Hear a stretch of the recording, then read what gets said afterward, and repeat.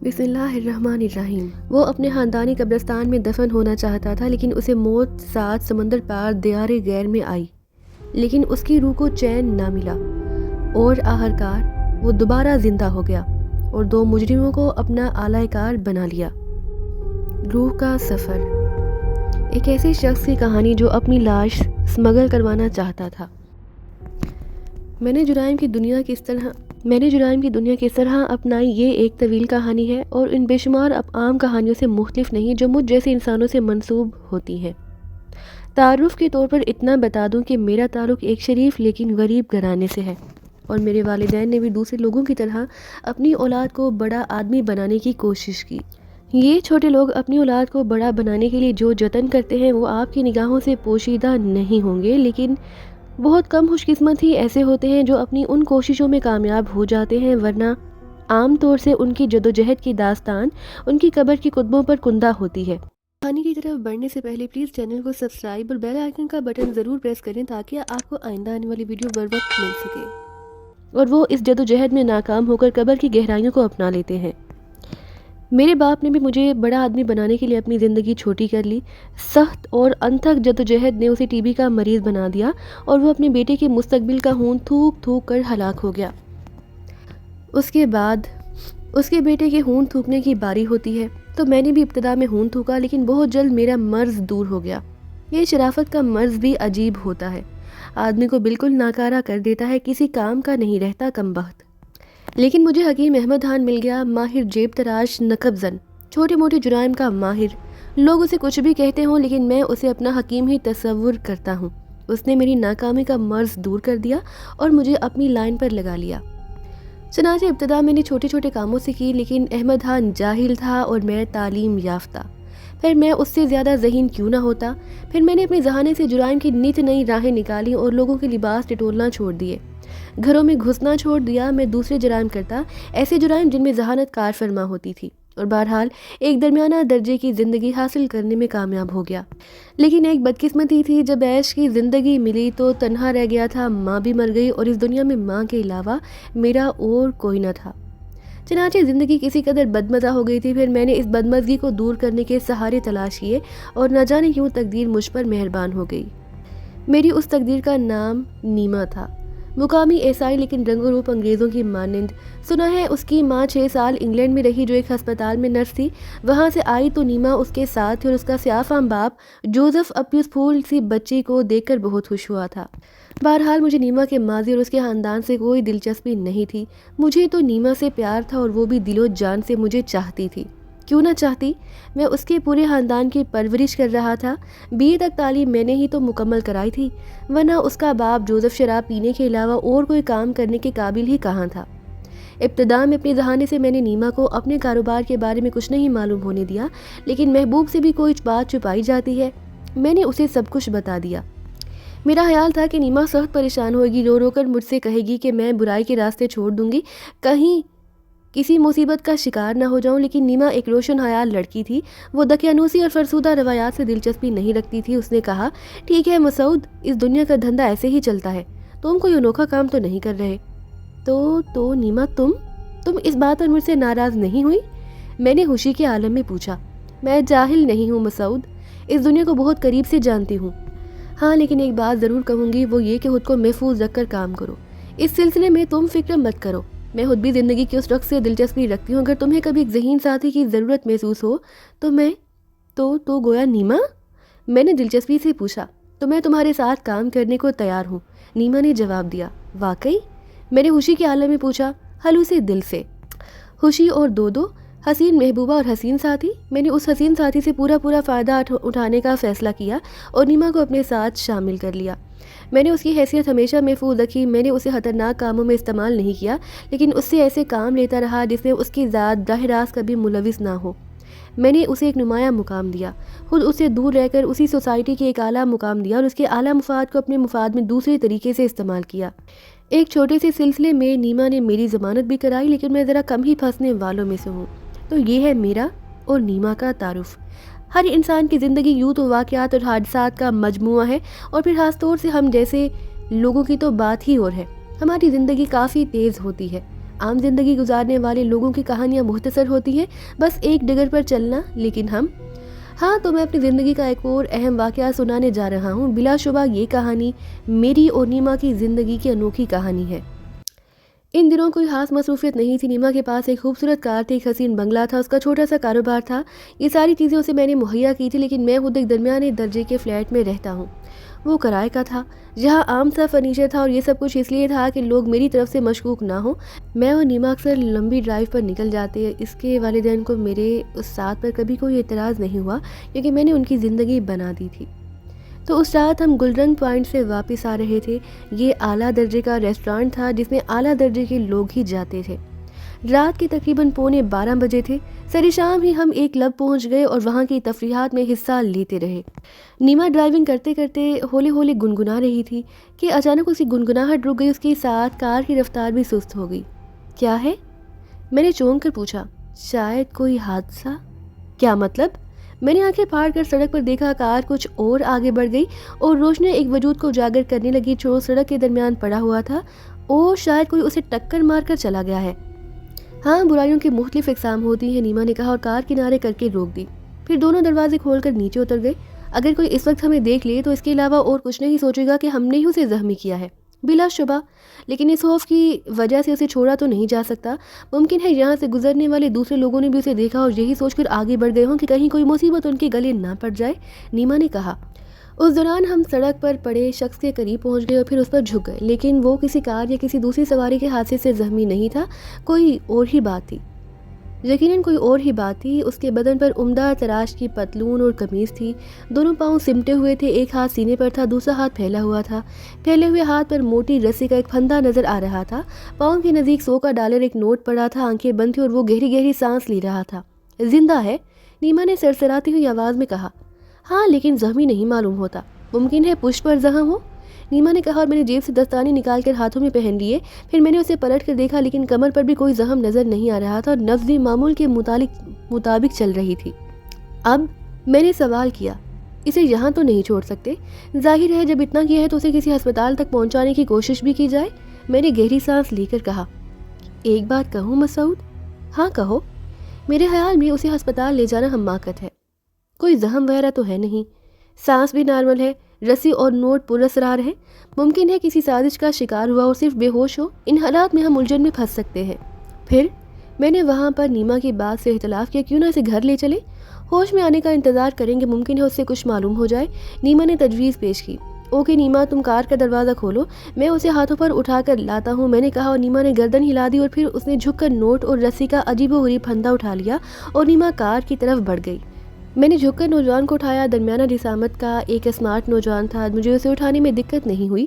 نیما نے دروازہ کھول دیا، میں نے احتیاط سے اسے پچھلی سیٹ پر لٹا دیا اور پھر خود اس کے نزدیک ہی بیٹھ گیا تاکہ اسے سنبھال سکوں۔ نیما نے اسٹیئرنگ سنبھال لیا۔ چلو مسعود؟ ہاں جلدی چلو، کہیں حکم سے کوئی دوسری کار نہ آ جائے، میں نے کہا اور نیما نے کار سٹارٹ کر کے آگے بڑھا دی۔ تمہیں اس کے جسم پر کسی زخم کا احساس تو نہیں ہوا؟ نیما نے مجھ سے پوچھا۔ بظاہر تو بالکل نہیں۔ بظاہر سے کیا مراد؟ ممکن ہے کوئی اندرونی چوٹ ہو نیما، میں نے کہا اور نیما نے ہونٹ سکیڑتے ہوئے گردن ہلا دی۔ اوہ ہاں، اس امکان کو نظر انداز نہیں کر سکتے، اس نے کہا۔ تمہارے پاس ابتدائی طبی امداد کا سامان تو موجود ہوگا نیما؟ ہاں کیوں نہیں، ہم اسے ہوش میں لانے کی کوشش کریں گے ضرور، لیکن قصہ کیا ہو سکتا ہے؟ اور مسعود، اس امکان کا تم جائزہ تو لو کہ رسی کے پھندے سے اسی گردن دبانے کی کوشش تو نہیں کی گئی، نیما نے اچانک کہا اور میں بھی چونک پڑا۔ یہ بات قرین قیاس ہو سکتی تھی، لیکن اندھیرے میں اس کا اندازہ لگانا مشکل بھی تھا۔ گردن کے نشانات تو ہم روشنی میں ہی دیکھ سکتے تھے۔ میں نے اپنی ناکامی کا اعلان کر دیا۔ ہاں اس طرح مشکل ہے، مجھے فوراً احساس ہو گیا تھا، نیما مسکراتی ہوئی بولی۔ کیوں؟ میرا مطلب ہے تمہارے ممی اور ڈیڈی۔ ڈیڈی تو جیسا کہ تمہیں پتہ ہے نشے میں دھت پڑے رہتے ہیں، رہی ممی تو وہ ہماری کسی معاملے میں دخل نہیں دیتی۔ ہاں یہ تو ٹھیک ہے، لیکن کوئی ایسا موقع کبھی آیا بھی نہیں، تو اس بات کی فکر کیوں کرتے ہو؟ نہیں، فکر کی بات نہیں، بس ایسے ہی سوچ رہا تھا۔ دراصل فلیٹ اس معاملے میں بالکل بیکار جگہ ہے، وہاں تو کوئی راز رہ ہی نہیں سکتا، سب ایک دوسرے کی کھوج میں لگے رہتے ہیں کہ کون کیا کر رہا ہے۔ میرے ایک پڑوسی تو تقریباً ہر تیسرے دن میرا انٹرویو لیتے ہیں، میں نے مسکراتے ہوئے کہا۔ کیسا انٹرویو؟ نیما نے پوچھا۔ یہی کہ میں کیا کرتا ہوں، کتنی آدمی ہے، کاروبار کیسا چل رہا ہے، والدین کون سے گاؤں میں رہتے ہیں، وغیرہ وغیرہ۔ انہیں تم سے کیا دلچسپی پیدا ہوگی؟ بھتیجی کی وجہ سے۔ کیا مطلب؟ کوئی بھتیجی ہے ان کی؟ اور اس کے والد रिकॉर्डिंग एजेंट हैं, आज शादी करो कल दुबई चले जाओ कई बार कह चुके हैं। वो अपनी भतीजी को दुबई क्यों नहीं भेज देते? वैसे डार्लिंग मैं तुमसे कई बार कह चुकी हूँ कि फ़्लैट छोड़ दो, और मैं कई बार तुम्हें इसका जवाब दे चुका हूँ। तुम्हारे साथ रहकर मैं तुम्हारी शख्सियत को मशकूक नहीं करना चाहता, बस मैं चाहता हूँ कि पहले तुम खूब दौलतमंद बन जाओ ताकि एक दौलतमंद लड़की से शादी करके मेरी ज़िंदगी भी आराम से गुजरे। मैंने हंसते हुए कहा और नीमा भी हंसने लगी। उसी वक्त मैंने नौजवान की कराह सुनी और वो चौंक पड़ा। ओह, ये होश में आ रहा है, मैंने कहा। अच्छा है हम भी पहुंच चुके हैं, नीमा ने जवाब दिया, और थोड़ी देर के बाद हमारी कार बंगले के पोर्च में रुक गई। मेरी निगाहें नौजवान पर थी जो अपनी गर्दन मसल रहा था और अब पूरी तरह होश में मालूम होता था। कार रुकी तो वो उछल पड़ा। उसने वहशत ज़दा निगाहों से मुझे देखा, फिर अचानक उठने की जद्दोजहद करने लगा। ओ बदहवास ना हो, तुम दुश्मनों में नहीं हो, मैंने नर्म लहजे में कहा।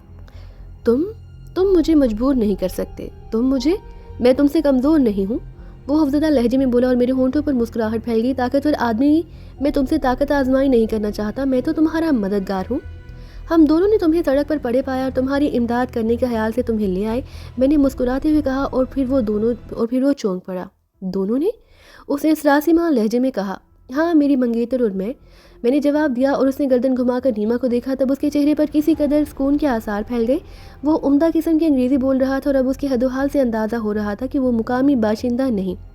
वो दोनों, उसने कहा, फिर दोबारा गर्दन मसलने लगा। उनकी बात कर रहे हो जिन्होंने तुम्हें नुकसान पहुंचाने की कोशिश की थी? मैंने पूछा और उसने गर्दन हिला दी। यहाँ तुम्हें कोई खतरा नहीं, आओ अंदर आओ, नीमा ने कहा। नौजवान ने मेरा सहारा लेकर कार से नीचे उतर आया। उसकी टांगों में लग्जिश थी, इसलिए मैंने उसे सहारा देकर अंदर लाया और नीमा उसे अपने बेडरूम से मुल्हिका कमरे में ले गई। यहाँ बिस्तर मौजूद था। उसने कमरे की रोशनियाँ जलाई और नौजवान से बिस्तर पर लेट जाने को कहा। नहीं शुक्रिया, मैं बैठूंगा, अब मैं बिल्कुल ठीक हूँ, उसने कहा और एक आरामदा कुर्सी पर बैठ गया। ठहरो, मैं तुम्हारे लिए ब्रांडी लाती हूँ, नीमा ने कहा और मुझे वहाँ रुकने का इशारा करके बाहर निकल गई। थोड़ी देर बाद वो ब्रांडी की बोतल और ग्लास लेकर अंदर आ गई। उसने नौजवान को ब्रांडी दी और वो एक ही दफ़ा उसे हलक में उतार गया, फिर प्यासी निगाहों से बोतल को देखने लगा। और लोगे? नीमा ने पूछा और उसने गर्दन हिला दी। तब नीमा ने उसे और ब्रांडी दी। इस बार नौजवान उसके छोटे छोटे सिप लिए थे। फिर वो होंठ खुश करता हुआ बोला, मैं तुम दोनों का शुक्रगुजार हूँ। क्यों, यही कहोगे ना? नीमा मुस्कुरा कर बोली।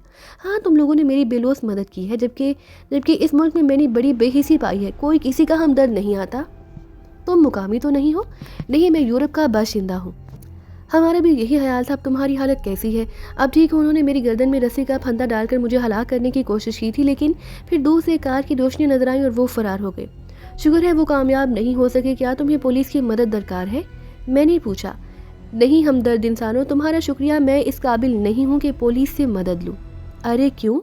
इसलिए कि मैं भी कोई अच्छा इंसान नहीं, नौजवान ने टूटे लहजे में कहा। क्या मैं तुम्हें और ब्रांडी दूँ? नीमा ने हमदर्दी से कहा। नहीं शुक्रिया, क्या तुम अपना तारुफ कराना पसंद करोगे? मेरा नाम एलिस है, एलिस जिम हो ये नाम, और मेरा नाम मसूद है, मैंने कहा और उसने एहसान मंद निगाहों से हम दोनों को देखते हुए गर्दन हम कर दी। एलिस, मेरा ख्याल है अब तुम इस बात से आगाह हो गए होगे कि हमने सिर्फ इंसानी रिश्ते के तहत तुम्हारी मदद की है और उसमें कोई लालच पहना नहीं। हर इंसान जुस्तजू का मरीज़ होता है और हम दोनों भी इस मर्ज से अलग नहीं। हमारे जहनों में तुम्हारे बारे में जानने का इश्तियाक है, लेकिन इसके बावजूद हम तुम्हें इजाज़त देते हैं कि अगर अपने बारे में ना बताना चाहो तो ना बताओ, तुम्हें मजबूर नहीं किया जाएगा। मैं तुम लोगों का शुक्रगुजार हूँ। तुमने वाकई मेरे ऊपर एहसान किया, वरना ये भी मुमकिन था कि वो वापस आते और एलिस ने खौफ से आंखें बंद कर ली। लेकिन उन्होंने तुम्हें रस्सी से हलाक करने की कोशिश क्यों की? गैर मुसल्ले थे, लेकिन हर कीमत पर मुझे कत्ल करना चाहते थे। ताज्जुब है, लेकिन इसके पीछे पर्दा कोई कहानी होगी। हाँ, लेकिन तुम लोग, हाँ कहो, रुक क्यों गए? देखो दोस्तों, मैं हलूसे दिल से कह रहा हूँ कि मैं तुम्हें अपनी कहानी ज़रूर सुनाऊंगा, लेकिन हाँ एलिस, आगे कहो। तुम मुझे पुलिस के हवाले तो नहीं करोगे? अरे लेकिन क्यों? हम ऐसा क्यों करने लगे? क्योंकि मुझे गैर कानूनी तौर पर यहाँ लाया गया है। हाँ, मेरा पासपोर्ट वगैरह भी नहीं। पहले मुझे मिडिल ईस्ट में लाया गया और फिर यहाँ स्मगल कर दिया गया। अरे लगता है जैसे तुम किसी खतरनाक ग्रोह के चक्कर में फंसे हुए हो। हाँ मेरे दोस्त, ऐसी ही बात है, एलिस गहरी सांस लेकर बोला। ठीक है एलिस, हम वादा करते हैं कि तुम्हें ना तो पुलिस के हवाले करेंगे, ना किसी को तुम्हारे बारे में बताएंगे। हम तुम्हारी भरपूर मदद करेंगे और तुम्हारे साथ हर ताउन भी करेंगे। ये ताउन गैर मशरूत है, मैंने कहा। ताजुब है क्यों? इस मुल्क में मुझे तुम्हारे अलावा कोई हमदर्द नहीं मिला। میں تمہاری ہمدردی سے بے حد متاثر ہوا ہوں۔ کوئی بات نہیں ایلس، ہاں تمہارے نزدیک $100 کا نوٹ بھی ملا ہے۔ ارے کیا نوٹ تمہارے پاس موجود ہے؟ ایلس نے چونک کر پوچھا۔ ہاں تمہاری امانت، یہ لو۔ میں نے نوٹ اس کی طرف بڑھا دی اور ایلس اس نوٹ کو بغور دیکھنے لگا، پھر اس نے گہری سانس لے کر کہا، یہی نوٹ میری بربادی کے ذمہ دار ہے۔ آہ کاش میں ان کا شکار نہ ہوتا۔ وہ کیسے؟ تم روشنی میں اس نوٹ کو دیکھو۔ اس نے نوٹ واپس میری طرف بڑھایا اور میں نوٹ کو بغور دیکھنے لگا۔ کوئی خاص بات نہیں، یہ کام نوٹ ہے۔ اصلی ہے؟ اس نے پوچھا۔ ہاں، میں چونک پڑا۔ اسے میں نے بنایا، اس نے جواب دیا، اور میں اور نیما تعجب سے اچھل پڑے۔ نیما نے نوٹ میرے ہاتھ سے اچک لیا اور اسے روشنی میں بغور دیکھنے لگا، پھر اس نے شاید حیرانی سے کہا، میرے خدا، کوئی باریک سے باریک نگاہ والا یہ بات نہیں کہہ سکتا، یہ تو بالکل اصلی معلوم ہوتا ہے۔ یہ صرف رنگ اور برش کا کمال ہے، جہاں تک کہ دائر لائن جو آپ دیکھ رہی ہیں برش سے ڈالی گئی ہے۔ کمال کی بات ہے، واقعی کمال کی بات ہے، میں نے تحسین آمیز انداز میں کہا۔ اب تو تمہارے بارے میں جاننے کا اشتیاق اور شدت اختیار کر گیا ہے، نیما مسکراتی ہوئی بولی۔ ایلس گہری نگاہوں سے دیکھ رہا تھا، پھر وہ ایک ٹھنڈی سانس بھر کر بولا، کیا یہ بات تمہارے لیے قابل اعتراض نہیں کہ میں جعلی نوٹ بناتا ہوں؟ نہیں، ہم اخلاقیات کے قائل نہیں، دنیا کا کاروبار انوکھے انداز میں چل رہا ہے، چند لوگوں کا تعین ہم کریں گے۔ آپ نے درست کہا، میں برطانیہ کی قابل احترام اور معزز فیملی سے تعلق رکھتا ہوں، میرا خاندان بہت اچھا ہے، لیکن کیا؟ لیکن میں اس نیک نام خاندان کا بدنصیب فرد ہوں۔ ارے یہ بدنصیبی؟ وہی بتانے جا رہا ہوں، میرے والد مسٹر گراہم لندن کی عدالت کے جج تھے، ایک قابل عزت شخص، لیکن ان کے دشمنوں نے مجھے 6 سال کی عمر میں اغوا کر لیا۔ وہ میرے والد سے انتقام لینا چاہتے تھے۔ ارے لیکن اس دشمنی کی بنیاد کیا تھی؟ چند افراد نے ان کے ہاتھوں سے سزا پائی تھی اور ان کے دشمن بن گئے تھے۔ ارے یہ بات تھی؟ ہاں، مجھے اغوا کر لیا گیا اور مجھے جرائم کے راستے پر ڈال دیا گیا، مجھے ہر فن میں طاق کیا گیا، میں فطری طور پر مصور تھا، لیکن میری فنکارانہ صلاحیتوں کو دوہرا رنگ دیا گیا اور اس کا نتیجہ تمہارے سامنے ہے۔ میں نے گردن ہلا دی، میں نے ہر قسم کا نوٹ ڈیزائن کیا اور انہوں نے کروڑوں روپے کی جعلی کرنسی چھاپی، لیکن مجھے اپنے کردار سے نفرت تھی، میں ہمیشہ ان کے جال سے نکلنے کے لیے کوشاں تھا۔ اور وہ خاموش ہو گیا۔ تم نکل بھاگے؟ میں نے سوال کیا، اور میرے سوال پر اس نے جن نگاہوں سے مجھے دیکھا، اس وقت میں ان کا مفہوم نہیں سمجھ سکا، لیکن آج میں اس مفہوم سے پوری طرح واقف ہوں۔ ہاں، میں نکل بھاگا۔ انہوں نے تمہارا تعاقب کیا؟ ہاں۔ وہ خاموش ہو گیا۔ میرے ذہن میں ہانڈی پک رہی تھی، اتفاق سے ایک ایسا آدمی ہاتھ لگ گیا جو میرے لیے انتہائی کارآمد ہو سکتا تھا، لیکن اس کارآمد انسان سے فائدہ کس طرح اٹھایا جائے، وہ بیچارہ تو خود مصائب کا شکار تھا۔ تاہم میں نے کسی جلد بازی سے کام نہیں لیا اور چند ساتھ غور کرتا رہا، پھر میں نے کہا، تمہاری کہانی سن کر واقعی دکھ ہوا مسٹر ایلس، لیکن تمہارا فن قابل داد ہے۔ مجھے اس فن سے شدید نفرت ہے۔ اب ہم نے اسے مزید نہ کریدا اور اسے آرام کرنے کا مشورہ دیا۔ نیما نے اسے بیڈ روم میں بھیج دیا۔ کیا خیال ہے مسعود، اس شخص کو ہم اپنے لیے کام کرنے پر تیار کر سکتے ہیں؟ طویل کام ہے، سب سے بڑی بات یہ ہے کہ اسے تیار کس طرح کیا جائے۔ ہاں، اصل کام یہ سوچنا ہے، ہم سوچیں گے، ہمارے ذہن اتنے کند نہیں، اس لیے کہ ہمیں اس کے ساتھ بہترین سلوک کرنا چاہیے تاکہ اخلاقی طور پر وہ ہمارا گرویدہ ہو جائے، نیما نے کہا، اور میں نے گردن ہلانے لگا۔ بہرحال اس کے بعد دیر تک میں نیما کے ساتھ رہا، ہم دونوں مختلف انداز میں سوچتے رہے، پھر سارے کام دوسرے دن پر ملتوی کر کے میں اس فلیٹ پر چلا آیا، لیکن دوسری صبح میں نے ناشتہ نیما اور ایلس کے ساتھ ہی کیا تھا۔ ایلس کافی حد تک پرسکون نظر آ رہا تھا۔ جب کسی کام کی تکمیل ہونی ہوتی ہے تو اس کے لیے راستے خود بخود نکل آتے ہیں، اس نے مسکراتے ہوئے کہا۔ طویل عرصہ سے میں ان لوگوں کے چنگل سے نکل جانے کی سوچ رہا تھا، لیکن ہمت ہی نہیں پڑی۔ یہاں آ کر میں نے سوچا کہ اب اس پروگرام کو عملی جامہ پہنا ہی دوں، اور اس کے لیے میں نے کوششیں شروع کر دی۔ پھر جب میں نے عملی قدم اٹھایا تو مجھے سہارے بھی ملتے چلے گئے۔ تم لوگوں کا تعاون میرے لیے جتنا قیمتی ہے میں بیان نہیں کر سکتا۔ بلا شبہ ہم آخری حدود تک تمہاری مدد کے لیے تیار ہیں۔ میں نے گفتگو کی اس ابتدا کو غنیمت جانا اور شروع ہو گیا۔ مجھے یقین ہے اور اس کے لیے میں آپ لوگوں کا بے حد شکر گزار ہوں، کاش میں بھی آپ کے لیے کچھ کر سکتا۔ ہر کام کے لیے صلاح ضروری نہیں ہوتا ایلس، ہم تمہاری بے لوث مدد کرنا چاہتے ہیں، اسے اتفاق کہہ لو کہ ہمارے ہاتھ بھی صاف نہیں، چھوٹے موٹے کام ہم بھی کر لیا کرتے ہیں۔ تمہاری مراد مجرمانہ کارروائیوں سے ہے؟ اس نے پوچھا۔ ہاں ڈیئر ایلس، میں اس سے انکار نہیں کروں گا۔ ارے میرے دوست، یہ تمہاری صاف دلی کی علامت ہے۔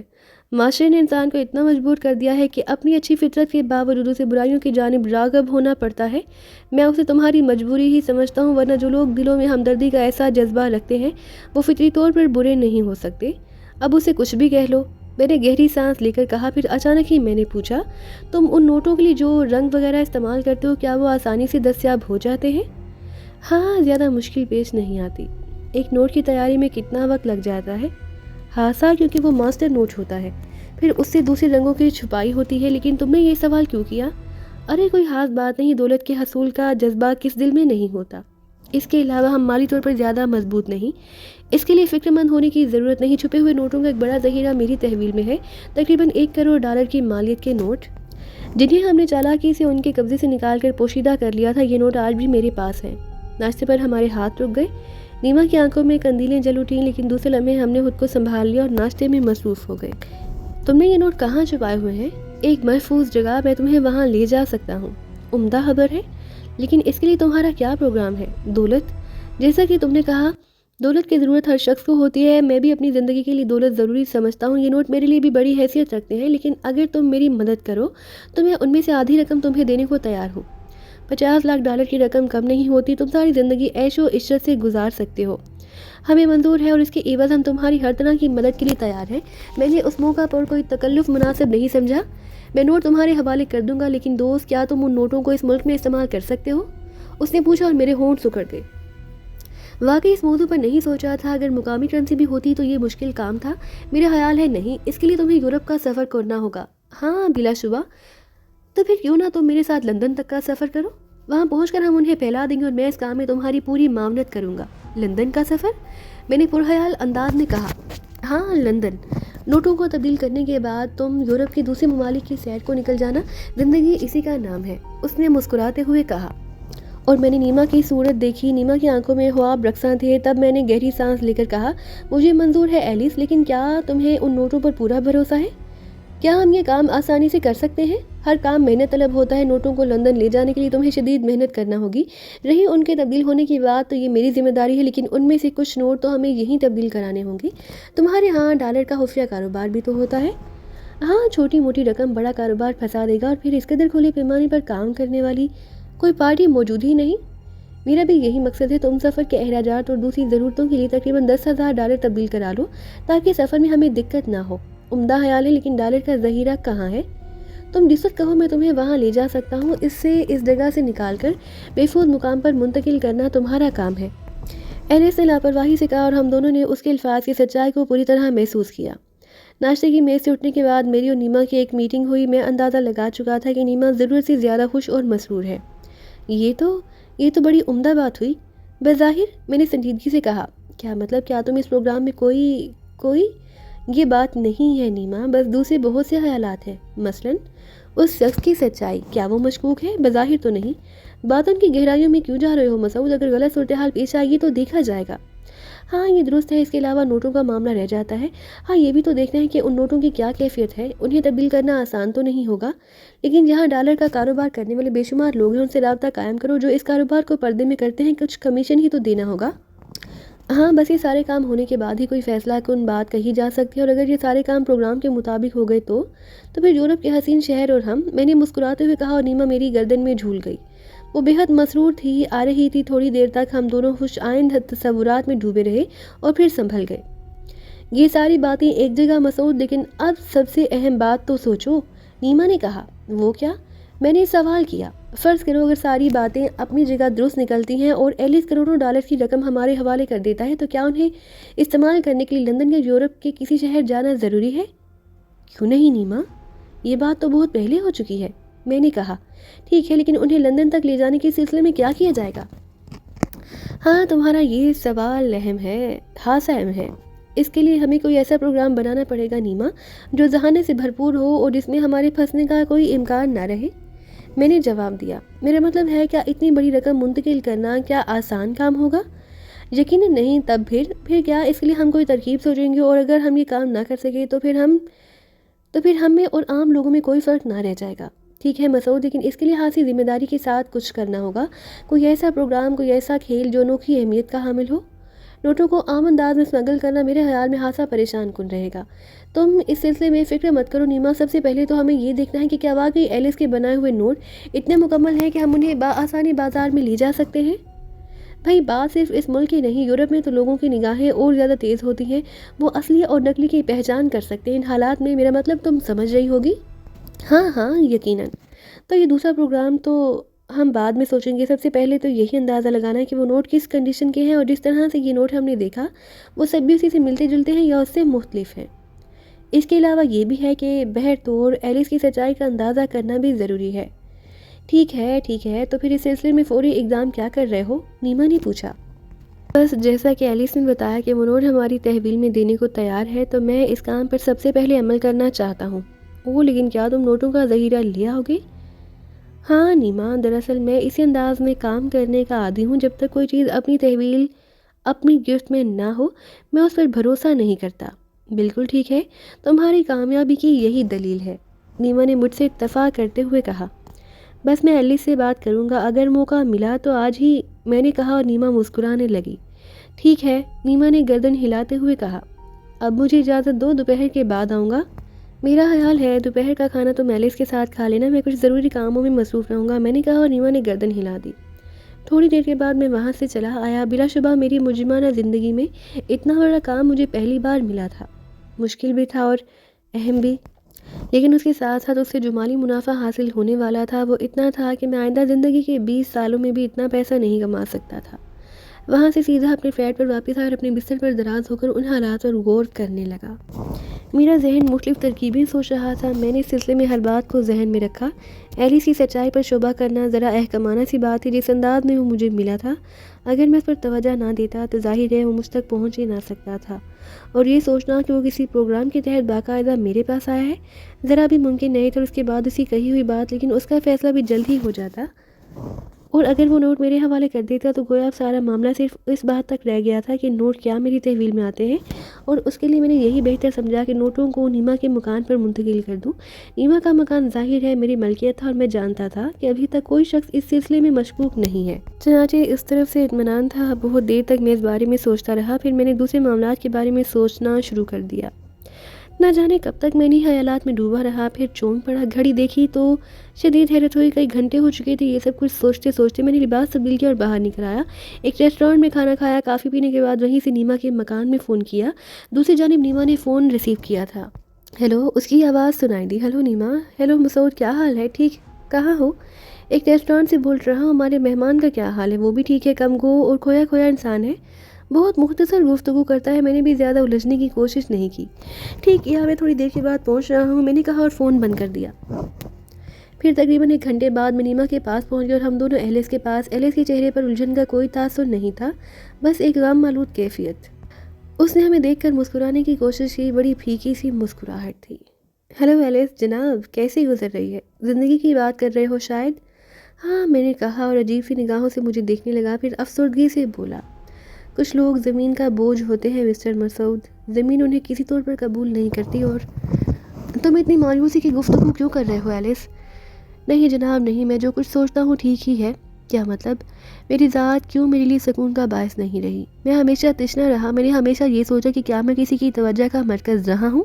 کیا کوئی مجھ سے دلچسپی رکھتا ہے؟ ایسے لوگ بھی نہیں ملے. میں نے زندگی میں کبھی کسی کی نگاہوں میں اپنے لیے ہمدردی نہیں پائی. ارے مجھے افسوس ہے ایلس. نہیں جناب، براہ کرم افسوس نہ کریں. میں نہیں جانتا قصور کس کا ہے، میرے باپ کا، اس کے پیشے کا، یا پھر میری تقدیر کا. لیکن اب تو تم حالات کی زنجیر توڑ چکے ہو. اب تو تم ان لوگوں کے چنگل سے نکل آئے ہو. میں نے کہا. شاید. وہ پھیکے انداز میں مسکرایا. کافی پلواؤں آپ دونوں کو؟ نیما نے اس گفتگو میں دخل دیا. ہاں ضرور، کیوں مسٹر ایلس؟ میں نے ایلس کو دیکھا اور اس سے گردن ہلا دی. نیما اٹھ کر چلی گئی. آپ لوگ بے حد ہمدرد ہیں، ایلس نیما کے جانے کے بعد بولا. شکریہ ایلس، ویسے زندگی کے اس روح میں بھی تم عورت سے دور رہے. میں نہیں سمجھا. میرا مطلب ہے کہ تمہاری زندگی میں کچھ دلچسپیاں تو شامل ہوں گی. نہیں جناب، میں ہمیشہ کچھ لوگوں کا قیدی رہا. مجھے کبھی اتنی آزادی نہیں دی گئی کہ میں اپنے طور پر کچھ سوچ سکتا. ارے لیکن کیوں؟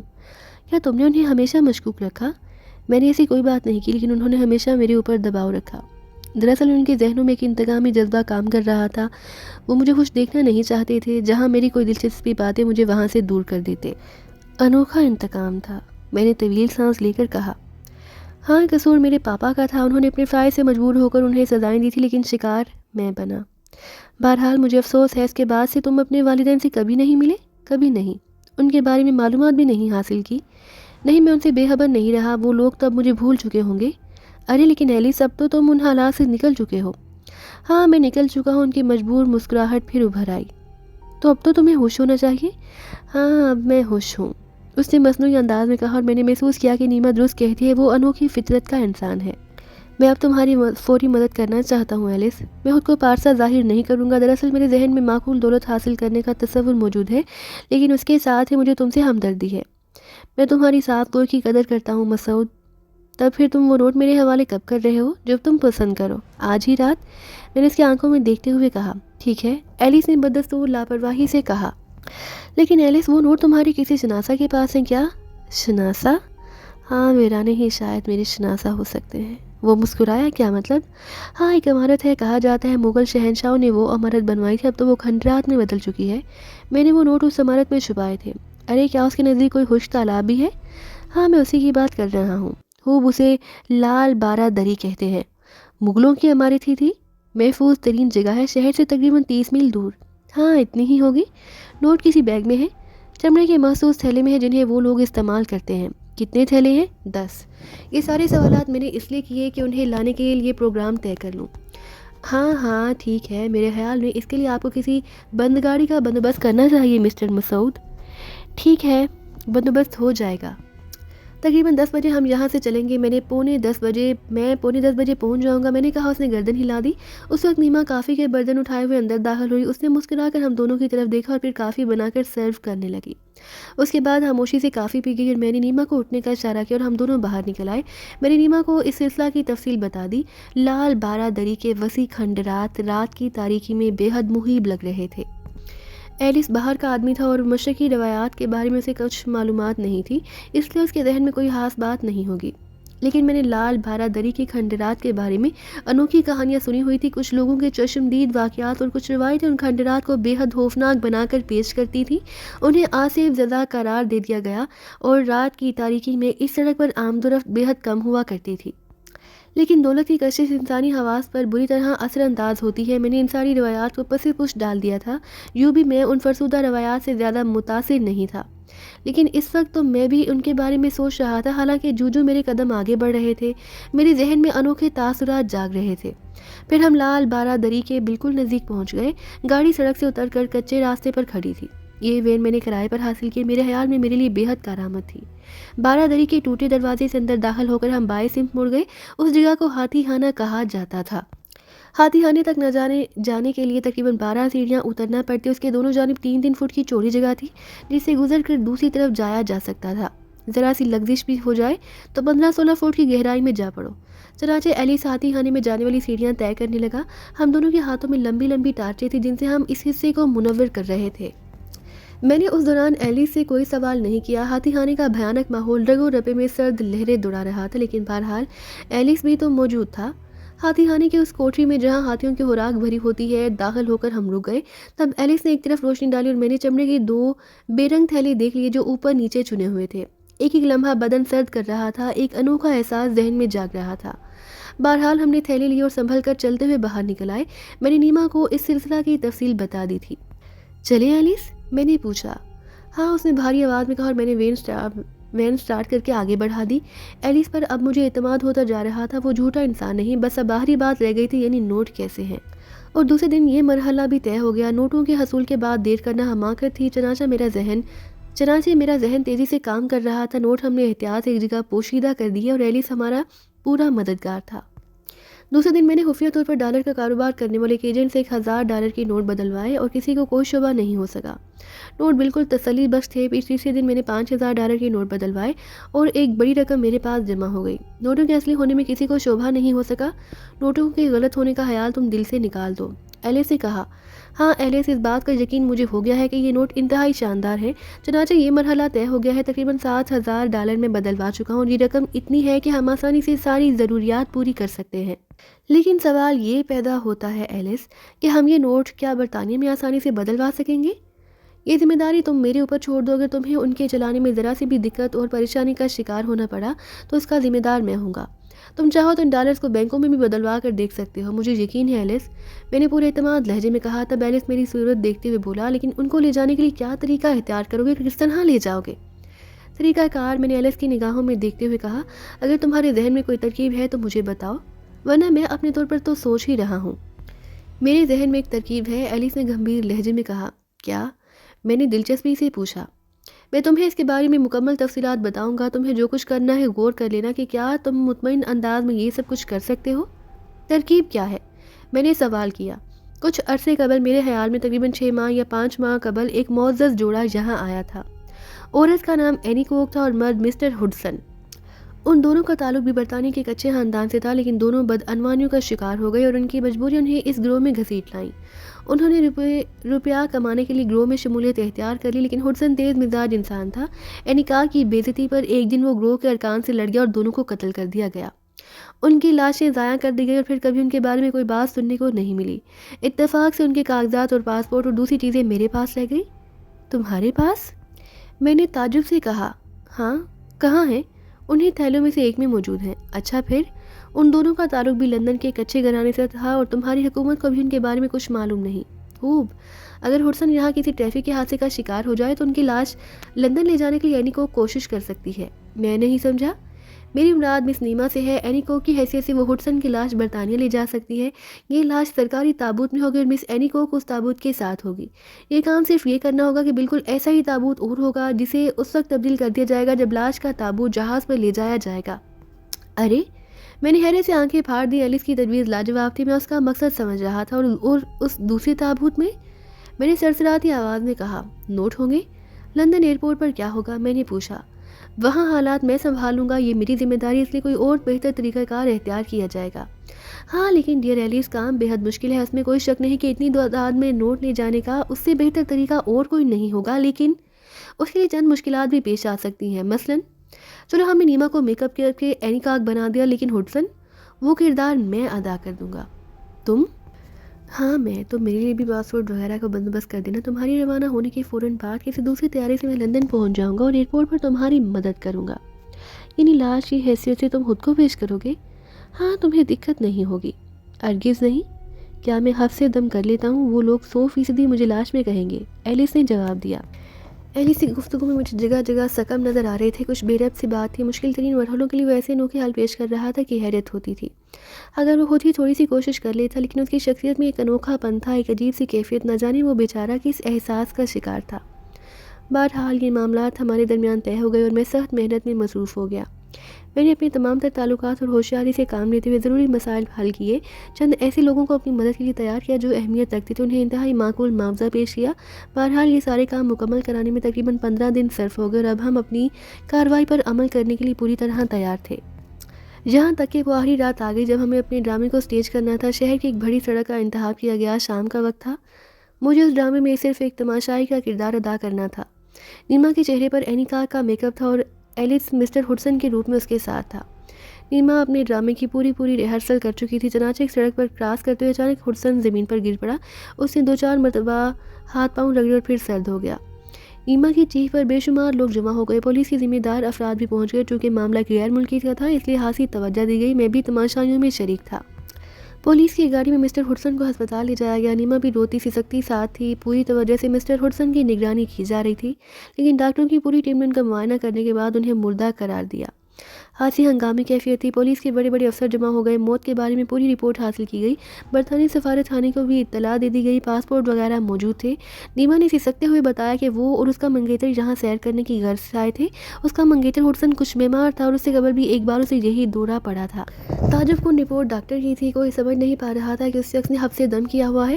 بہرحال نیما کی درخواست پر لاش کو لندن پہنچانے کا بندوبست کیا گیا۔ یہ بندوبست سفارت خانے نے ہی کیا تھا اور نیما کو ہر طرح کی سہولت فراہم کی گئی۔ اس موقع پر میں نیما اور ہڈسن کے مقامی دوست کی حیثیت سے سامنے آیا اور میں نے ان دونوں کے ساتھ جانے کی پیشکش کر دی۔ سارے کام انتہائی تسلی بخش طور پر انجام ہو گئے۔ آخری کام یہ تھا کہ میں اپنے مخصوص لوگوں کو جن کو میں نے اپنے کام کے لیے تیار کیا تھا وہ تابوت فراہم کر دوں جو ہمیں بدلنا تھا۔ چنانچہ یہ آخری کام بھی دھڑکتے دل سے میں نے پائے تکمیل کو پہنچا دیا۔ نوٹوں سے بھرا تابوت ان کے حوالے کر کے میں نیما کے پاس آ گئی جس نے ماتمی لباس پہنا ہوا تھا اور اس کی آنکھیں سرخ ہو رہی تھیں۔ اب ہماری نگاہیں لاش کے تابوت پر تھی، لیکن پھر ہمیں اسی نگاہوں سے اوجھل کرنا پڑا۔ تابوت جہاز میں پہنچا دیا گیا اور پھر انتہائی عجلت میں ہمارا کارکن ہمارے پاس پہنچ گیا۔ کام ہوشیاری سے کر دیا گیا ہے جناب، اس نے ہمیں اطلاع دی۔ شکریہ تمہارا معاوضہ۔ میں نے نوٹوں کا ایک بنڈل اس کی طرف بڑھا دیا جسے اس نے پھرتی سے لباس میں چھپا لیا۔ دوسرے تابوت کا کیا کروں؟ بس اسے کسی مناسب جگہ چھوڑ دو۔ فی الحال وہ کہاں ہے؟ ایک بڑی بس میں رکھا ہے۔ تم نے پروگرام کے مطابق اس کا تالا کھول دیا؟ ڈھکن بھی کھول دیا؟ بس تمہارا کام ختم. اب تم اسے ضائع بھی کر سکتے ہو لیکن دیکھ لینا وہ حالی بھی ہے یا نہیں. بہتر جناب, کارکن نے کہا اور چلا گیا. میں اور مس اینیکاک یا نیما جہاز میں آ گئے. ہم دونوں اطمینان سے ایک ہی سیٹ پر بیٹھ گئے. نیما تو بہترین اداکاری کر رہی تھی لیکن گھبرائی ہوئی تھی. تیاری نے پرواز شروع کر دی. نیما گمسم تھی. پھر جب میں نے محسوس کیا کہ کوئی ہماری جانب متوجہ نہیں تو میں نے نیما کو مخاطب کیا. تم تو ضرورت سے زیادہ خاموش ہو. یوں لگتا ہے جیسے... ارے مسعود, میں خوفزدہ ہوں, واقعی خوفزدہ ہوں. کیوں؟ بس بے شمار خیالات ہیں جن میں ایک سب سے زیادہ خوفناک ہے. وہ کیا؟ ایلس کس طرح لندن پہنچے گا اگر وہ نہ پہنچ سکا اور تابوت چیک کر لیا گیا تو؟ نیما نے کہا.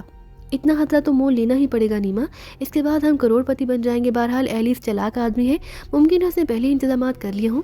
کیا تمہاری نگاہوں میں اس کی شخصیت صاف ہے؟ نیما نے سوال کیا اور میں پرخیال انداز میں سے دیکھنے لگا. تمہارا کیا خیال ہے نیما؟ میں نے ہمیشہ اس کے اندر ایک مظلومیت سی محسوس کیا ہے, خود میں گم کھویا کھویا جیسے کوئی بات سوچ رہا ہو. اس کے علاوہ بس مسعود کیا کہوں, نہ جانے کیوں وہ مجھے ہمیشہ پراسرار سا لگا ہے. یہاں تک میں تم سے متفق ہوں. آخر کیوں؟ بعض کردار آپ الجھے ہوتے ہیں, حالانکہ ان میں کوئی گہرائی نہیں ہوتی لیکن بس ایک انوکھا پن ہوتا ہے ان میں. ہاں یہ تو ٹھیک ہے, اس کے علاوہ باقی باتیں سب ٹھیک تھیں, جیسے یہ نوٹ اور اس کی دوسری باتیں. بہرحال اس وقت تک پریشان نہیں ہونا جب تک کہ کوئی الجھن پیش نہ آئے, ورنہ سفر کا مزہ کرکرا ہو جائے گا. مزہ؟ نیما ہنسنے لگی. کیوں, تمہیں اختلاف ہے؟ 100% یہ سفر سولی کے راستے کا سفر ہے. جب تک ہم اپنا کام مکمل نہ کر لیں پرسکون کیسے رہ سکتے ہیں؟ نیما نے کہا. میں خاموش ہو گیا. نیما کافی حد تک درست کہہ رہی تھی. واقعی جب تک ہم لندن کسٹم سے نہ نکل جائیں یہ کس طرح کہہ سکتے ہیں کہ ہم خطرات سے دور ہیں؟ نیما سے گفتگو کے بعد تو ہم سے بہت سے وسوسے میرے ذہن میں بھی جاگ اٹھے. واقعی اگر ایلس بر وقت لندن ایئرپورٹ نہ پہنچ سکا تو؟ وہ حالات پر غور کرنے لگا. ایلس ایک تابوت میں بند ہے, کوئی بھی دقت ہو سکتی ہے. تابوت پولیس کے ہاتھ لگ سکتا ہے یا کوئی بھی ایسی بات. ممکن ہے اسے دوسری جانے تک پہنچنے میں دیر ہو جائے. خطرہ سے ایک ہی خطرہ سامنے آتا ہے. لندن ایئرپورٹ پر کسٹم چیکنگ کے دوران کیا ہوگا؟ ساری ذمہ داری نیما پر آ پڑی. ہو سکتا ہے بر وقت کوئی انتظام نہ ہو سکے. ایسی صورت میں نیما 100% اس تابوت کی ذمہ دار تھی, کیونکہ وہی ہڈسن کی بیوہ کی حیثیت سے سفر کر رہی تھی. بہرحال اس سفر میں گھٹن تھی, خوف تھا اور نیما کی پریشانی بھی برحق تھی. کافی دیر تک ہم دونوں خاموش رہے. تب نیما مجھ سے مخاطب ہوئی. میرا خیال ہے اب تم پریشانی کا شکار ہو گئے ہو. اس قدر تو نہیں نیما, لیکن بہرحال تمہاری سوچ وزن رکھتی ہے. کیا فرق پڑتا ہے مسعود؟ بہرحال بہترین مستقبل کے لیے اگر خطرات سے گزرنا پڑ رہا ہے تو ٹھیک ہے. ہاں یہ بھی درست ہے. لندن تک کا سفر جن تصورات اور خیالات میں گزرا وہ سوہانے روح تھے. پھر طیارہ لندن ایئرپورٹ پر پہنچ گیا. اب ہم کسی حد تک نڈر ہو گئے تھے. نیما نے ایک تجویز پیش کی. اس نے کہا کہ میں الگ رہ کر حالات سنبھالوں گا, لیکن میں نے انکار کر دیا. لیکن مسعود سوچو تو صحیح. نہیں نیما, میں ایک لمحے کے لیے بھی تمہیں نہیں چھوڑ سکتا. میں نے فیصلہ کن لہجے میں کہا. ہم دونوں پھنس گئے تو بے دست و پا ہو کر رہ جائیں گے. بہتر ہے کہ تم دور رہ کر نگاہ رکھو. نہیں نیما, میرا ضمیر اس کی اجازت نہیں دیتا. براہ کرم تم اس کے لیے مجھے مجبور نہ کرو. جو کچھ ہوگا ساتھ ہی بھگتیں گے. ارے تم ضد کر رہے ہو, اندازہ لگا لو. ایلس کا کوئی وجود نہیں ہے. وہ کسی آفاقی ذریعہ سے تو یہاں نہ پہنچ سکے گا. ممکن ہے اس نے کوئی اور. میں اچانک خاموش ہو گیا. وہ کسٹمز والے ہماری جانب آئے تھے. خوش چہرے والے افسر تھے جن کی آنکھوں میں ذہانت کی چمک تھی. نہ جانے کیوں دل میں خوف ابھر آیا. مس اینیکاک, ان میں سے ایک افسر نے ہاتھ پکڑے کاغذ کو دیکھتے ہوئے سوال کیا. جی میں ہوں. مسٹر ہڈسن کی لاش آپ ہی لائی ہیں؟ جی ہاں, وہ میرا منگیتر تھا. نیما نے سسکی لے کر کہا. براہ کرم ہمارے ساتھ تشریف لائیے. افسر نے کہا. نیما کے اعصاب میں تناؤ پیدا ہو گیا. تب میں نے آگے بڑھ کر کہا. میرا نام مسعود رضوی ہے. میں نے آگے بڑھ کر کہا. تب آفیسر چونک کر میری طرف متوجہ ہو گیا. میں اینیکاک کا دوست ہوں. ریشا میں وہ میرے مہمان تھے. ارے ٹھیک ہے, آپ ہی تشریف لائیے. افسر نے مجھے اجازت دے دی اور ہم دونوں ان کے ساتھ چل پڑے. کوئی گڑبڑ ہو گئی تو ہمارا کیا ہوگا؟ جو دراصل ہمارا تابوت تھا اور جس کا منہ کھل جانے کے بعد ہماری اصلیت واضح ہونے والی تھی, چند دوسرے افسران کے نزدیک کھڑے تھے. مس اینیکاک ہمیں ساتھ لانے والے ایک افسر نے ہمارا تعارف کرایا. ان کے ایشیائی دوست مسعود رضوی. ہیلو, افسر نے ہوش اخلاقی سے کہا اور ہمیں بیٹھنے کی پیشکش کی. میں آپ کے غم میں برابر کا شریک ہوں مس کاک, لیکن ہماری بدقسمتی ہے کہ ہم غمزدہ مسافروں کے ساتھ بھی وہ سلوک نہیں کر سکتے جو ہمیں کرنا چاہیے, اور اس کی وجہ سماج دشمن عناصر ہیں جو نئے طریقوں سے حکومت کو دھوکہ دینے کی کوشش میں مصروف رہتے ہیں. ابھی چند روز قبل ایسے ہی ایک تابوت کے اندر موجود لاش کے مردہ بدن میں افیون کی بھاری مقدار موجود پائی گئی. بتائیے ہم کیا کریں؟ لوگ موت کے بعد بھی مذاق جاری رکھتے ہیں. چنانچہ مس کاک, ہماری خواہش ہے کہ ہم آپ کی اجازت سے اس تابوت کو کھول کر لاش کا ایک مشینی جائزہ لے لیں. کیا آپ ایک اچھے شہری کی مانند ہم سے تعاون کریں گی؟ او نیما رو پڑی شاید خوف سے, لیکن میں نے آگے بڑھ کر سہارا دیا. قانون سے تعاون فرض ہے مس کاک, لیکن جناب کیا کوئی ایسی صورت ممکن نہیں کہ آپ اس تابوت کو نہ کھولیں؟ ہم آپ کے اطمینان کے لیے. ہرگز نہیں جناب, ہم اخلاقی قدروں کو بھی اہمیت دیتے ہیں, لیکن اس سے زیادہ ہمارے فرائض. براہ کرم آپ اس کاغذ پر دستخط کر دیں. افسر نے ایک فارم نیما کی طرف بڑھا دیا. ہم دونوں کو ہی احساس ہو گیا کہ ہم بری طرح پھنس گئے ہیں. میرا ذہن سوچنے لگا کہ اب کیا کرنا چاہیے, کس طرح ہم اپنے اوپر سے یہ الزام ختم کریں گے, اور اس کے لیے ایک ہی ترکیب کاریگر تھی, یہی جو حقیقت ہے, یعنی تابوت بدل دیا گیا ہے. حالانکہ یہ ایک معمولی کوشش تھی, لیکن بہرحال ہاتھ پاؤں مارنے کے لیے ایک راستہ تو تھا. وہ برا وقت آ گیا تھا جس کا خوف ہمیں تھا. ہماری آنکھوں میں تاریکی چھائی ہوئی تھی. بہرحال نیما نے لرزتے ہاتھوں سے فارم پر دستخط کر دیے. دوسرے تابوت کو مشین پر لے جانے کی کارروائی مکمل ہو گئی. ہمیں بھی ساتھ آنے کی دعوت دی گئی, لیکن میں نے معذرت کر لی. آپ لوگ اپنا فرض پورا کریں, میرا خیال ہے کہ مس اینیکا کو کسی اور آزمائش میں نہ ڈالیں, میں نے کہا, اور افسر نے گردن ہلا دی. تابوت کو مشینی ذرائع سے کھولا جانے لگا. میں اور نیما پتھر کے بتوں کے مانند ساکت بیٹھے ہوئے تھے. آنے والا ہر لمحہ ہماری موت تھا. میری نگاہیں افسروں پر جمی ہوئی تھی, نہ جانے وہ کیا کارروائی کر رہے ہیں. میری ہمت نہ ہوئی کہ میں ان کے نزدیک جاؤں, لیکن افسروں کے چہرے پرسکون تھے. تقریباً 20 منٹ تک وہ مصروف رہے, اور پھر تابوت کا ڈھکنا بند کر دیا گیا. یہ 20 منٹ ہمارے اوپر اس قدر بھاری تھے, بیان نہیں کیا جا سکتا. ایک ایک لمحہ ہتھوڑوں کی طرح ذہن پر ضرب لگا رہا تھا. تب ایک افسر ہماری طرف بڑھا اور ہماری آنکھیں بند ہونے لگی. وہ آفیسر ہمیں موت کا فرشتہ محسوس ہو رہا تھا, اور جو ہماری روح قبض کرنے کو آ رہا تھا. تب آفیسر نیما کے سامنے جھکا. تابوت کو بھی باہر پہنچا دیا جائے گا. ہم آپ کے غم میں برابر کے شریک ہیں, اور آپ کے تعاون کے شکر گزار بھی. کانوں پر یقین نہیں آ رہا تھا. یوں لگ رہا تھا جیسے آفیسر طنز کر رہا ہو. میں نے عجیب سی نگاہوں سے اسے دیکھا. آفیسر نے کاغذات ہمارے حوالے کر دیے تھے, لیکن وہی ہوا جو اس نے کہا تھا, اور یہ ناقابل یقین بات تھی. افسروں نے تابوت میں کیا دیکھا, نہ جانے انہوں نے کیا دیکھا. تابوت باہر لے جایا گیا تو ہم بھی ساتھ تھے. نیما کے حواس ساتھ نہ دے رہے تھے. اس نے میرے بازوؤں کا سہارا لے لیا تھا. مسعود, یہ کیا ہوا؟ خدا جانے. میں نے بھی گہری سانس چھوڑتے ہوئے کہا, تم بھی تجزیہ نہیں کر سکے؟ کیا تجزیہ کروں؟ میرے ذہن میں ایک خیال ہے. کیا؟ شاید ان لوگوں نے دھوکہ کیا. کس سے؟ جن سے تم نے تابوت بدلنے کی بات کی تھی. انہوں نے اپنا فرض پورا نہیں کیا اور رقم اینٹھ لی. ممکن ہے, لیکن ایلس کہاں مر گیا؟ اس نے تو ہمیں مروا ہی دیا تھا. یہ بھی اب پوچھنے کی بات ہے. کیا مطلب؟ اتنی دیر تابوت میں رہنے کے بعد وہ اب سچ مچ مر گیا ہوگا. ارے خدا کی پناہ, تم سچ ہی کہہ رہی ہو. لیکن اس طرح تو. ارے نیما, میرے خیال میں ان فرض ناشناس لوگوں نے ہماری مدد کی ہے, ہمارے اوپر احسان کیا ہے. لیکن نوٹوں کا تابوت؟ نیما ایک سسکی لے کر بولی. جہنم میں جائے, اب تو لندن تک آ ہی گئے ہیں. جہاں تقدیر آزمائی کریں گے, کوئی مشکل کام نہیں. نیما ایک ٹھنڈی سانس لے کر خاموش ہو گئی. تابوت کو باہر پہنچا دیا گیا. جو ہی ہم اس کے قریب پہنچے, ایک سیاہ رنگ کی وین ہمارے پاس پہنچ گئی. ڈرائیونگ سیٹ سے جو شخص نیچے اترا, اسے دیکھ کر ہمارے حواس بالکل ہی ساتھ چھوڑ گئے. وہ ایلس تھا. ایما بھی پاگلوں کی طرح مجھے دیکھ رہی تھی. اس نے ایئرپورٹ کی ہلاسیوں کی مدد سے تابوت وین میں رکھوایا, پھر دوسری طرف کا دروازہ کھولتے ہوئے بولا, آئیے آپ لوگ بھی آئیے. آؤ نیما. میں نے طویل سانس لے کر کہا, اور نیما بادل ناواسطہ وین میں بیٹھ گئی. اس کے نزدیک ہی میں بھی بیٹھ گیا, اور ایلس نے وین سٹارٹ کر کے آگے بڑھا دی. ہم دونوں کے ذہن میں جوالا مکھی کھول رہا تھا. وین آگے بڑھتے ہی میں نے کہا, ایلس, اگر تم نہیں چاہتے کہ دماغ کی رگیں پھٹنے سے ہماری موت واقع ہو جائے تو اس کے ہونٹوں پر حفیظ سے مسکراہٹ ابھر آئی. تو ہمیں حقیقت حال بتا دو. تو اپنے مختلوں کا برا کب چاہوں گا؟ ایلس نے جواب دیا. تو بتاؤ, تابوت میں کیا ہے؟ وہی جو ہم لائے تھے, گویا کسی مسٹر ہڈسن کی لاش. اس نے کہا, ارے یہ کیسے ممکن ہے؟ تابوت تو بدل دیا گیا تھا. ہاں, لیکن دوسرے تابوت میں کیا تھا. نوٹ.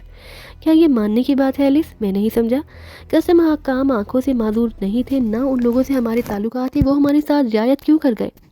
لیکن میں نے آپ سے وعدہ بھی تو کیا تھا مسٹر مسعود کہ کسٹم ہاؤس کے معاملات میں سنبھال لوں گا. بے شک, لیکن تم کسٹم ہاؤس میں موجود نہیں تھے. میں اپنے کام میں مصروف تھا. اس میں میرا کوئی قصور تو نہیں. آپ لوگوں کو میں نے کسی تکلیف سے دوچار تو نہیں ہونے دیا.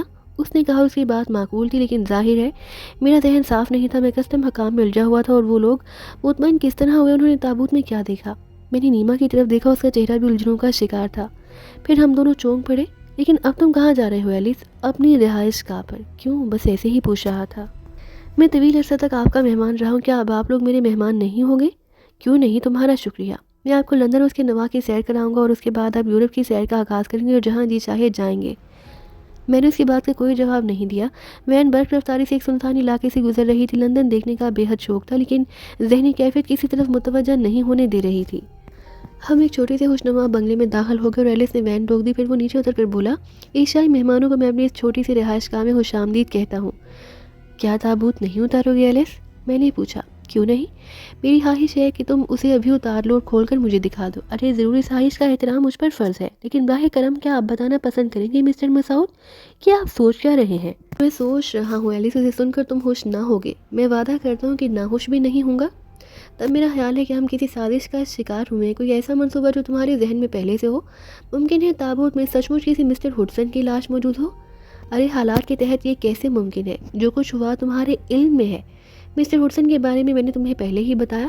تابوت میں لاش موجود نہیں، آؤ تابوت اتار لیں، اس نے کہا، اور میں نے آمادگی ظاہر کر دی۔ ہم دونوں نے مل کر تابوت اتارا اور اندر لے گئے۔ نیما ساتھ تھی۔ کیا اس عمارت میں کوئی اور بھی ہے؟ میں نے اندر پہنچ کر پوچھا۔ نہیں، میرے علاوہ جہاں کوئی نہیں رہتا۔ تعجب ہے لیکن یہ اندر سے صاف ستھری ہے۔ ہاں، ہر چیز پر تعجب نہ کریں، اب آپ اس تابوت کو کھول لیں، ایلس نے کہا، اور میں نے بےقراری سے تابوت کا ڈھکن اٹھا لیا۔ اندر نوٹ چنے ہوئے تھے، میں ان نوٹوں کو دیکھ کر ششدر رہ گیا۔ نیما بھی خشک ہونٹوں پر زبان پھیر رہی تھی، تب اس نے مسکراتے ہوئے کہا، حسب وعدہ اس میں سے آدھے نوٹ آپ لوگوں کے ہیں، آپ ان میں سے کوئی گڈی لے کر باہر نکل آئیں، انہیں چلانے میں آپ کو کوئی دقت نہ ہوگی۔ اب آئیے میں آپ لوگوں کو آپ کی رہائش گاہ دکھا دوں۔ عمارت کا ایک بڑا خوبصورت کمرہ اس نے ہمارے لیے مخصوص کر دیا، نوٹوں کا ایک بڑا حصہ اس نے ہمارے حوالے کر دیا، اس کے علاوہ ایک کار بھی مہیا کر دی۔ نہ جانے کیوں یہ سب کچھ عجیب لگ رہا تھا، بے حد عجیب۔ اس عمارت میں پہلی رات گزارتے ہوئے نیما نے بھی یہی بات کہی۔ مسعود، کیا یہ سب کچھ کوئی خواب نہیں؟ نہ جانے کیوں مجھے یقین نہیں آ رہا، کیا واقعی؟ اور صرف ایک بات ذہن میں الجھی ہوئی ہے نیما، میں نے پریشانی سے کہا۔ کیا؟ کسٹم حکام کو کیا ہوا تھا؟ خدا بہتر جانے، نیما نے آنکھیں بند کرتے ہوئے کہا۔ اس نے دیانتداری سے ہماری رقم ہمارے حوالے کر دی۔ میرا خیال ہے نیما اب ہمیں یہاں سے نکل جانا چاہیے، نہ جانے کیا معاملہ ہے، اس سے پہلے کہ کسی مصیبت میں پھنس جائیں ہمیں یہاں سے نکل جانا چاہیے۔ یوں بھی اب مہمان نوازی کا رواج نہیں۔ ٹھیک ہے، لیکن اس کا تذکرہ کرو گے علی سے؟ وہ انکار کر دے گا۔ ہاں، لیکن اس سے معذرت کر لیں گے، کیوں نہ خاموشی سے نکل جایا جائے؟ یہ بھی ہو سکتا ہے، لیکن اس کے بعد کیا؟ میرا مطلب ہے کہ نقدی اور لندن سے نکلنا بھی تو مشکل ہوگا، ایلی سے خوفزدہ ہو کر۔ لیکن سوچ لو، وہ ہمیں تلاش کر لے گا۔ میں نے پرخیال انداز میں گردن ہلائی اور پھر ایک تجویز کے تحت کہا، تب پھر نیما ہم 2-3 دن یہاں گزاریں گے اور اس دوران ہم یہ نوٹ بینکوں میں پہنچا دیں گے اور ان کے ٹریول چیک بنوا لیں گے، کچھ رقمیں یہیں بینکوں میں رہنے دیں گے، کہیں سے بھی یہ رقم نکلوائی جا سکتی ہے۔ اس کام کے مکمل کرنے کے بعد ہم یہاں سے نکل جائیں گے۔ ہم دونوں اس تجویز پر متفق ہو گئے اور میں نے دوسرے دن ہی اپنی کارروائی شروع کر دی۔ ایلس نے ہمارے لیے بہترین سہولتیں مہیا کی، وہ خود بہت کم گھر میں رہتا تھا۔ میں جس بینک میں نوٹ لے کر گیا کوئی توجہ نہیں دی گئی، کسی کو نوٹوں کے نقلی ہونے کا شبہ نہیں ہوا۔ بہرحال 3-4 دن کے اندر یہ کام مکمل ہو گیا۔ اس شام ایلس گھر میں موجود تھا، میں نے اس سے گفتگو کرنے کا فیصلہ کیا اور شام کو ہم اس کے قریب پہنچ گئے۔ ایلس نے ہمارا پرجوش استقبال کیا اور بڑے خلوص سے مسکرایا۔ ہیلو مسٹر مسعود۔ ہیلو ایلس، بھائی اب تو تمہارا مہمان بنے کئی دن ہو گئے، اب ہمیں اجازت دو۔ مجھے علم تھا، اس نے آنکھیں بند کر کے کہا۔ کیا علم تھا؟ یہی کہ اب آپ لوگ جانا چاہتے ہیں۔ ارے تم ہم پر نگاہ رکھ رہے تھے؟ نہیں میرے دوست، کسی غلط فہمی کا شکار نہ ہو، دوستوں پر کوئی نگاہ رکھتا ہے، اس نے ممنون لہجے میں کہا۔ پھر تمہیں کیسے معلوم؟ بہت سی باتیں ہم پر منکشف ہو جاتی ہیں، آئیے میرے ساتھ، اس نے کہا اور اپنی جگہ سے کھڑا ہو گیا۔ کہاں ایلس؟ بس میرے کمرے تک، اس نے کہا اور ہم دونوں اٹھ گئے۔ ایلس کے ساتھ میں اور نیما اس کمرے میں پہنچ گئے جہاں تابوت پڑا ہوا تھا، وہی تابوت جس میں نوٹ لائے تھے۔ اس کے گرد بڑی کرسیوں پر اس نے بیٹھنے کا اشارہ کیا اور ہم بیٹھ گئے۔ میں آپ دونوں کا بڑا شکریہ ادا کرنا چاہتا ہوں مسٹر مسعود اور مس نیما، اس کے ساتھ ہی آپ کو اپنی مختصر کہانی سناؤں گا۔ میں دنیا کا بدترین انسان ہوں دوستوں۔ میں نے پہلے بھی اپنی کہانی کا ایک مختصر حصہ سنایا تھا جو 100% سچ تھا۔ میرا خاندان برطانیہ کا مشہور خاندان ہے، لیکن مجھے اس خاندان کا سرمایہ نہیں مل سکا کیونکہ میرے باپ کے دشمنوں نے مجھے اغوا کر لیا تھا۔ پھر انہوں نے میرے باپ کو اطلاع بھی دے دی کہ وہ مجھے ہلاک کرنے کی بجائے جرائم کے راستے پر ڈالیں گے۔ اس واقعے کو کافی شہرت ملی، پولیس نے مجھے تلاش کرنے کی کافی کوشش کی لیکن ناکام رہی، اور پھر ایک طویل عرصہ میں نے ان لوگوں کے ساتھ گزارا۔ میں ان کی سازش سے لا علم تھا، اور جب مجھ پر یہ سازش منکشف ہوئی تو میں اپنے اہل خاندان سے ملنے کے لیے بے چین ہو گیا۔ میری ماں کا انتقال ہو چکا تھا، میرا باپ کچھ اور عزت اور شہرت حاصل کر چکا تھا۔ میں نے جب اس سے اپنا تعارف کرایا تو وہ بھونچکا رہ گیا، لیکن مجھے اس خاندان میں قبول کرنے سے اس نے انکار کر دیا۔ اس نے کہا کہ میں اس خاندان میں کسی ایسے انسان کا وجود برداشت نہیں کر سکتا۔ میں نے اپنی بے گناہی کا رونا رویا، لیکن میری ایک نہ سنی گئی۔ میں اپنے باپ کے ذہن سے نکل گیا تھا۔ تب میں مایوس ہو گیا اور میری اسی مایوسی نے میرے اندر انتقام کا جذبہ پیدا کیا۔ میں نے اس گروہ سے بغاوت کر دی اور اس کے کئی ممبر میرے ہاتھوں مارے گئے۔ میں ان لوگوں کا تعاقب کرتا ہوا ہی تمہارے ملک پہنچا تھا، وہاں میں ان کا شکار ہو گیا۔ تم؟ میں تعجب سے چونک پڑا۔ ہاں، اس رات گروہ کے کچھ افراد مجھ پر قابو پانے میں کامیاب ہو گئے، رسی کے پھندے کے ذریعے مجھے ہلاک کر دیا گیا۔ ہلاک کر دیا گیا؟ نیما چونک پڑی۔ ہاں مس نیما، اس وقت میں مردہ تھا جب آپ نے مجھے پایا۔ لیکن میری روح نے یہ موت قبول نہیں کی اور میں نے آپ کے سامنے آنکھیں کھول دی۔ زندگی میں مجھے اپنے خاندان میں جگہ نہیں ملی، لیکن موت کے بعد میں اس خاندان میں رہنا چاہتا تھا۔ تو تم زندہ نہیں ہو؟ میں نے تھوک نگلتے ہوئے پوچھا۔ نہیں، وہ افسردگی سے بولا۔ میری آخری خواہش یہ ہے کہ مجھے میرے آبائی قبرستان میں دفن کیا جائے، اس کے لیے میں آپ لوگوں کا سہارا لیا ہے۔ لیکن میں نے بوکھلائے ہوئے انداز میں کہا، روح پر کچھ پابندیاں ہوتی ہیں، میں ہر ایک کو اپنا حال نہیں سنا سکتا۔ یہ بے پناہ دولت میں نے ان لوگوں کے درمیان رہ کر حاصل کی ہے۔ یہ ڈالر اصلی ہیں اور ان میں کوئی نوٹ جعلی نہیں۔ میں آپ کے کام آیا ہوں، اس لیے آپ لوگ میرے کام آئیں۔ ارے لیکن ایلس، تابوت میں میری ہی لاش تھی۔ اصلی لاش دیکھ کر کسٹم حکام مطمئن ہو گئے، لیکن اس کے بعد میں نے تابوت خالی کر دیا۔ اور یہ نوٹ، میں نے عرض کیا نا، یہ میری ملکیت ہے۔ آپ کو زندگی کے کسی حصے میں ان نوٹوں کی وجہ سے کوئی تکلیف نہ ہوگی۔ مجھے یقین ہے میرے دوست کہ آپ میری یہ آخری خواہش ضرور پوری کریں گے۔ میرا خاندان بہت مشہور ہے، اب یہ آپ کا کام ہے کہ مجھے خاموشی سے وہاں دفن کر دیں۔ میرا کام ختم ہو چکا ہے، اور اب آپ کا اخلاقی فرض ہے کہ آپ ایک حرامہ نصیب کی آخری خواہش پوری کر دیں۔ وہ اٹھا اور تابوت میں جا کر لیٹ گیا۔ ایما دہشت سے مجھ سے چمٹ گئی، وہ خوف سے تھر تھر کانپ رہی تھی۔ بمشکل تمام میں نے اسے سہارا دیا اور پھر میں نے تابوت میں لیٹے ہوئے ایلس کو دیکھا۔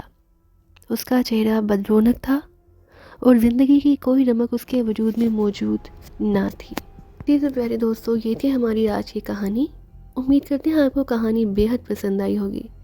جانے سے پہلے ویڈیو کو لائک اور شیئر کرنا مت بھولیے، اور کمنٹ کر کے اپنی قیمتی رائے سے آگاہ ضرور کیجیے۔ اب ہماری ملاقات ہوگی آپ کے ساتھ اسی طرح کی ایک نئی اور دلچسپ کہانی میں۔ تب تک کے لیے اللہ حافظ۔